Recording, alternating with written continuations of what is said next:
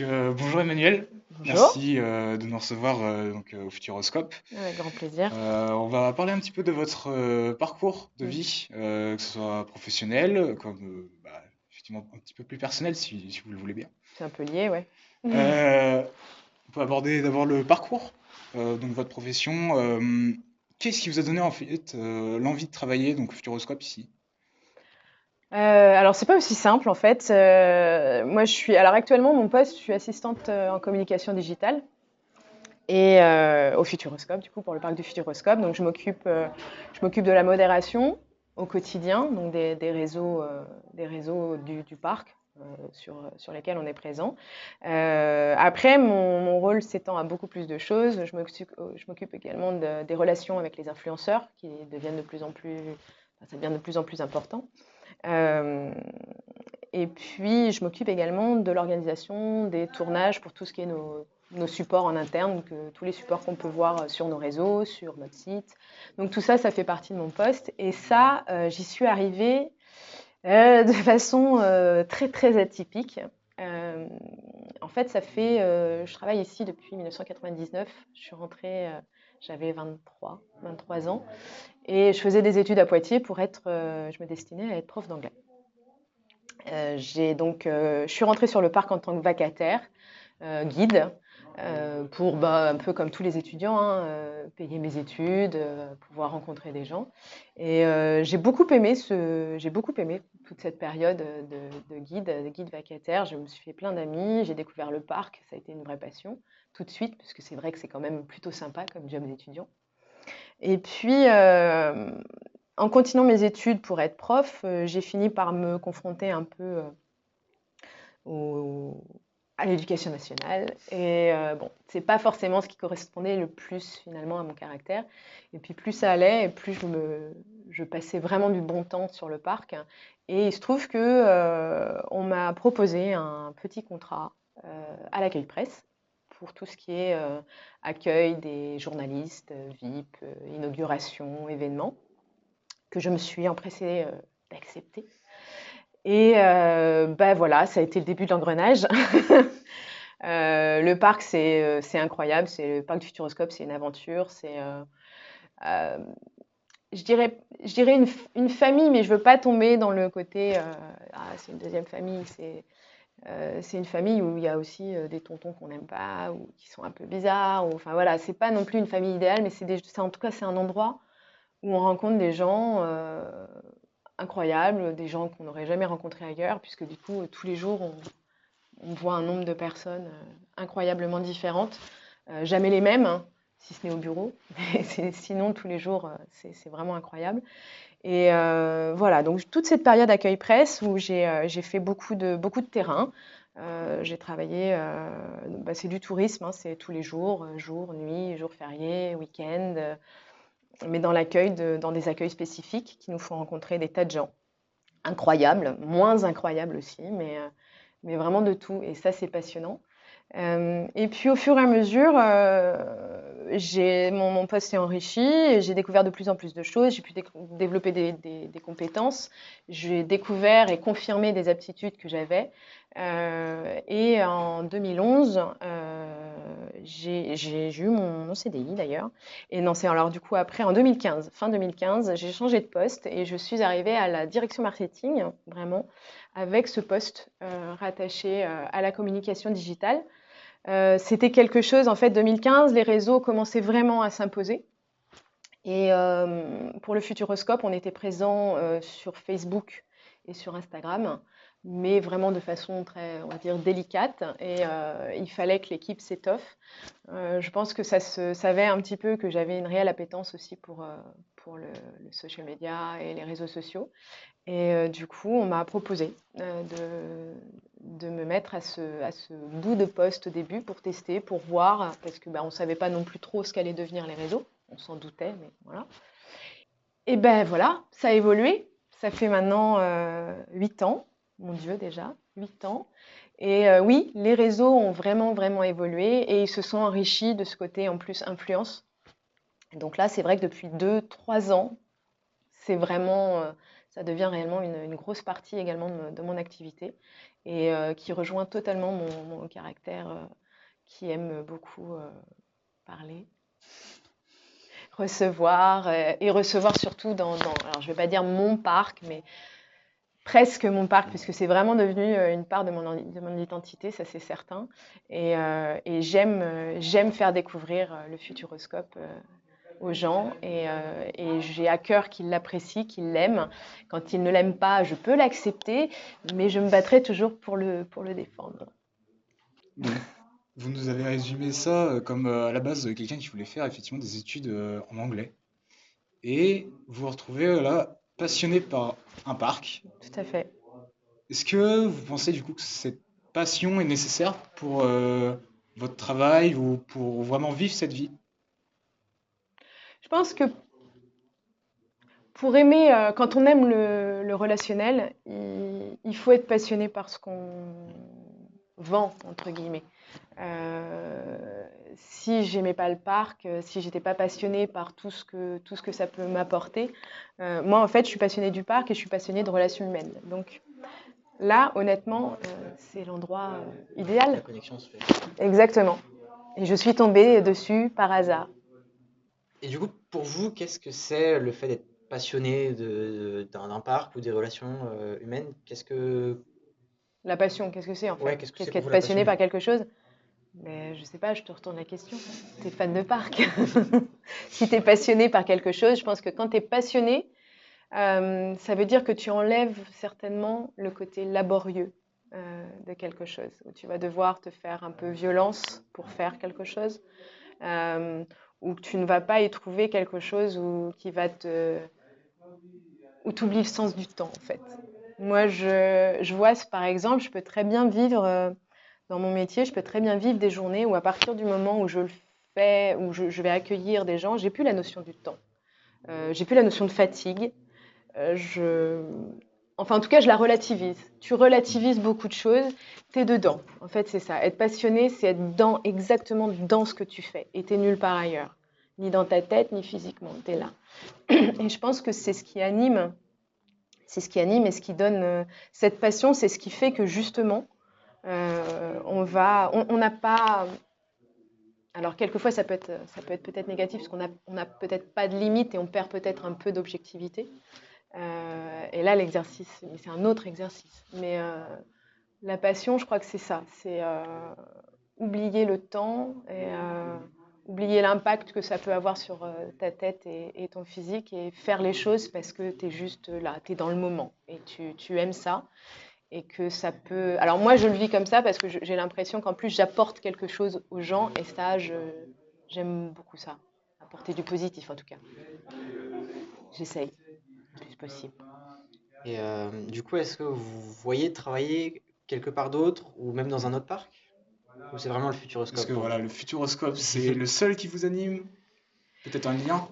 Je, je pense que si le hasard m'avait emmené dans un autre parc, ce serait certainement un autre parc. Et désolé de le dire, mais non, non, je me vois pas travailler ailleurs, bien évidemment, parce que d'abord parce qu'il y a d'autres considérations aussi. Moi, je suis poitevine, je suis née ici, j'ai été élevée au grain ici, j'ai fait mes études ici, j'ai ma famille, mes amis, et je sais que pour certains, ça peut paraître triste de rester toujours au même endroit toute sa vie.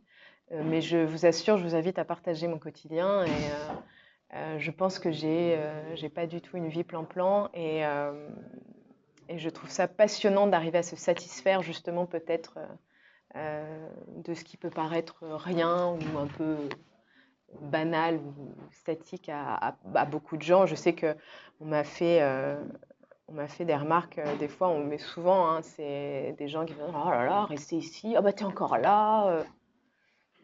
Moi, je n'y vois absolument aucun problème. Mais je comprends après que ce ne soit pas forcément un but en soi pour tout le monde. Moi, oui, j'ai passé ma vie ici. Je pense que je vois pas, je ne vois même pas pourquoi j'en bougerais. En tout cas, à ce jour, je ne sais pas de quoi l'avenir sera fait, mais à ce jour, oui, non, je ne me vois pas travailler ailleurs, c'est sûr. Du coup, vous l'avez un peu évoqué dans le fait de qu'est-ce qui était la passion pour vous, mais Du coup, pour vous, est-ce que vous avez l'impression de travailler ici? Est-ce que vous vous amusez dans vos journées? Je sais pas, tu as regardé mes stories? Alors, je m'amuse pas tous les jours, hein, faut pas exagérer. Mais c'est rigolo parce que je pense que c'est la semaine dernière, je me faisais la remarque en me disant, je croisais certains collègues et je me disais, mon Dieu, mais je sais pas, est-ce qu'on peut vraiment dire que moi je travaille? Parce que j'ai pas l'impression d'avoir le même quotidien, en tout cas que certains. Bien sûr, parce qu'il y a les natures de métiers qui sont complètement différentes. Moi, j'ai la chance d'avoir un métier qui me met en contact avec des gens, qui me met dans l'action, qui me fait faire du bureau, du plan-plan du quotidien, mais qui me fait aussi faire du terrain, de l'action, de l'organisation. Enfin, il y a pas réellement de routine, il n'y a même pas du tout de routine. Donc, non, j'ai pas vraiment l'impression de travailler. Ouais, je vais vous dire quand même dans l'absolu, si je pouvais éviter de travailler en soi, j'aurais plein de choses aussi à faire. Mais bon, je me dis que franchement, non, c'est quand même bonheur. Et je souhaite, honnêtement, je souhaite à tout le monde de trouver cette situation et d'arriver à trouver un métier qui puisse apporter cet équilibre. Moi, j'ai trouvé mon équilibre dans mon métier, dans ma vie, et voilà, ça s'entremêle, l'un dépend de l'autre aussi, forcément. Mais oui, je souhaite ça honnêtement à tout le monde. Du coup, on passe dans la partie un petit peu les temps forts de votre métier. Euh, Est-ce que l'ouverture d'une attraction pour vous est-elle une période excitante? Qu'est-ce que vous pouvez ressentir? Alors, c'est un sentiment très ambivalent. Il y a le côté hyper enthousiasmant, excitant, t'as tellement envie, mais tu sais aussi qu'il va falloir, ça va être compliqué, parce que ça veut dire organisation d'événements, ça veut dire invité, ça veut dire logistique, ça veut dire beaucoup de temps, beaucoup de tension, beaucoup de travail. Donc voilà, on sait que pour arriver à ce moment incroyable, il va quand même falloir euh, y aller, quoi, et encaisser, et assumer, et pas céder au stress. Et voilà, nous, parce que en fait, on est du coup, en lien avec l'affluence, on est aussi on organise des inaugurations très lentement sur des nouvelles attractions. Donc, inauguration, voyage de presse, tout ça, c'est une très grosse organisation. C'est des centaines d'invités. C'est beaucoup d'échanges interservices, faire fonctionner tous ces services ensemble pour un même objectif. Alors, c'est passionnant et moi j'adore ça. C'est hyper excitant. C'est des moments très très particuliers dans l'année. Ça arrive une fois par an en général. Euh, mais c'est vrai que il y a des moments un peu tendus, un peu compliqués. C'est euh, c'est beaucoup de travail. Mais quand on arrive le jour de l'inauguration, un peu comme le Parc Fan, hein, quand tu arrives à ça, il y a une espèce de satisfaction. Ça y est, ça se déroule. Les gens sont contents, on reçoit chez nous et ça se passe et ça plaît. Et tout ça, c'était pas pour rien. Et là, c'est très, très, très agréable, très satisfaisant. Donc beaucoup de boulot cette année en fait. Pas mal. Pas mal. Vous en parliez, en novembre de l'année dernière, vous avez aidé à organiser, participer au Parc Fan Event, Mm, au Futuroscope. mm. C'est vrai que c'est un événement un peu spécial, ça rassemble des fans. Qu'est-ce que vous avez ressenti? Comment c'était en fait? En fait, comme tu le dis, c'était un événement spécial. C'était le premier. C'est du coup Parc Actu qui a organisé ça et qui a lancé cet événement, cette idée d'événement. Alors, en fait, ils nous ont contactés assez tôt hein, dans l'année. C'est nous qui avons été très très longs à répondre parce qu'il y a plein de choses et c'était un peu inattendu. Et en fait, pourquoi le Parc Fan Event il m'a touchée et ce sera vraiment une pierre, je pense, dans ma carrière, c'est que réellement, c'est le premier événement que j'ai organisé. En tout cas, donc j'étais à l'interlocuteur principal sur le parc et où j'ai dû prendre le lead en fait un peu sur l'événement dans le parc. Et ça a été d'autant plus émouvant presque pour moi, hein, vraiment. D'ailleurs, j'en parle, c'est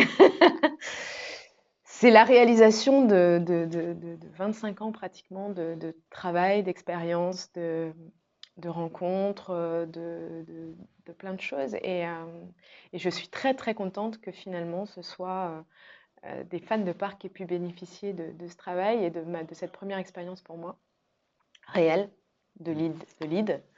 Euh, oui, parce que j'aime pas trop les responsabilités. Et là, il a fallu. Et je trouve que c'est cool parce qu'on a. Même chose, ça a été une incroyable aventure humaine, réellement, parce qu'ils ont une équipe, Parc Actu, une équipe absolument incroyable, vraiment incroyable, très très humain également. Vous savez, quand les relations, les contacts, le lien, le dialogue se fait facilement, se fait simplement, on sent vraiment que c'est. J'aime pas trop maintenant ce terme un peu suranné de bienveillance, mais c'est vraiment ça. Et non, ça a été une véritable réussite et ça m'a émue, ça m'a rempli de fierté. Et en plus, j'ai pu rencontrer plein de gens passionnés. J'ai pu voir qu'il y avait des tas de gens qui aimaient le parc. Et du coup, ça me donne encore plus l'envie de convaincre tout le monde qu'on est un très beau parc et on a une richesse incroyable et unique. Donc maintenant, votre évolution, on a parlé du passé, on a Oui. parlé de maintenant, de tout ce que vous avez fait, tout ce que vous avez organisé. Vous avez notamment du coup parlé de cet événement voilà, où vous avez eu le lead. Comment vous voyez-vous dans 10 ans, peut-être à la tête du parc? Ah oui, non. Non, alors non. Alors si tu as bien écouté, Ouais. j'ai dit que je fuyais les responsabilités. Je suis pas carriériste. J'aime aussi ma tranquillité d'esprit parce que je suis quelqu'un de très sensible et je sais où sont mes limites. Et je sais que je suis pas capable de gérer un stress de responsable. Je suis capable d'être responsable de beaucoup de choses, mais voilà, ce poste-là. Donc en évolution, non, je pense que je me satisfais tout à fait de ce que j'ai. Et, euh, et ça, je trouve que c'est déjà une réussite dans la vie quand on se satisfait de ce qu'on a. Après, chacun jugera. Mais dans 10 ans, laisse-moi calculer. Euh, J'espère que quoique, je ferai peut-être encore des TikTok. Je sais pas. Bon, je serai pas encore en déambulateur, j'espère. Honnêtement, je sais pas. Je sais pas comment je me vois dans 10 ans. J'espère que j'aurai d'autres expériences comme ça. J'aime organiser, j'aime accueillir, j'aime parler. Euh, C'est assez irréel, en fait, dans 10 ans. Je pense Forcément. que ça devrait être peut-être un peu pareil, avec un parc, par contre, qui lui aura énormément évolué. Et j'espère que j'arriverai à suivre le rythme. Mais en tout cas, j'ai très, très envie de suivre le rythme et que tout continue comme ça, avec tous ces projets, ces nouveautés qui sont en train de pousser littéralement. Et je sais pas, on verra. Voyons, est-ce que si je prenais un pari dans 10 ans, je pense que je serai toujours ici, euh, certainement toujours aussi passionnée, et que je ne sais pas d'ailleurs, je vais complètement à l'aveugle, je ne sais pas. Je pense que je serai au même point, à me satisfaire toujours, à rencontrer. On ne peut pas se lasser, on voit des gens différents tous les jours. On voit des gens, des situations, des choses différentes tous les jours. Moi, j'aime ce relationnel. Chaque projet est nouveau. Non, je pense que je serai toujours là. Toujours. Juste là. Euh, Maintenant, plus pour le parc, comment le voyez-vous, lui, dans 10 ans? Est-ce que cette évolution du parc, cet agrandissement, les nouvelles attractions, les nouvelles rencontres, euh, cela vous motive? Bah, oui, oui, Oui. parce que justement, ça justifie le fait que dans 10 ans, finalement, si on simplifie, je ne vois pas les choses tellement changer pour moi. Euh, mais grâce au fait que justement, mon métier me confronte à des choses qui, elles, évoluent, changent, grandissent énormément et qui vont finalement alimenter ma soif de changement. Mais je reste là. Ma soif de changement, elle est juste autour de moi. Et elle est assouvie comme ça, donc c'est parfait. On a des projets incroyables. Il y a l'Aquascope qui est pas très très loin là. qui est en train de se monter. Et on est presque au bout là. Et donc ça, c'est la prochaine étape. Il y en a encore des tas d'autres dans les années à venir. On est sur une belle dynamique avec des projets incroyables. Vous avez dû entendre parler aussi du coaster de l'année prochaine. Voilà. Mais non, comment se lasser? C'est hyper enthousiasmant, des grands projets comme ça. Enfin, du coup, je crois que je vais devenir fan de parc. Ouais, c'est mon avenir. Dans 10 ans, c'est ça, je serai fan de parc. Très belle passion. C'est ça. Vous faites vivre, entre guillemets, le parc sur les réseaux sociaux, De votre manière. à À votre ma manière. manière. Est-ce que vous pensez laisser du coup une empreinte qui serait peut-être indélébile pour le parc? On se dira, ah Emmanuel, oui, effectivement, Ah. ça se souviendra. J'espère surtout que je laisserai des souvenirs, des bons souvenirs. J'espère qu'on se dira, oui, voilà, un peu comme ça. Ah, mais oui, Emmanuel, bien sûr. J'aimerais que, de la même manière que le parc fait partie de mon identité, j'aimerais que quand qu'on se souvienne de moi, oui, sur le parc, ouais, mais en bien. C'est la meilleure des empreintes, les souvenirs, des bons souvenirs. Se souvenir que j'aurais aimé ce parc, que j'aurais participé au fait qu'il brille. En tout cas, le vouloir, ça c'est certain, et à tout faire pour le montrer sous ses différents angles. Euh, Moi, on a les supports parcs, en effet, on communique de façon en fonction des réseaux plus ou moins institutionnels, formels, mais on essaye d'enrichir et de dynamiser aussi tout ça, d'humaniser.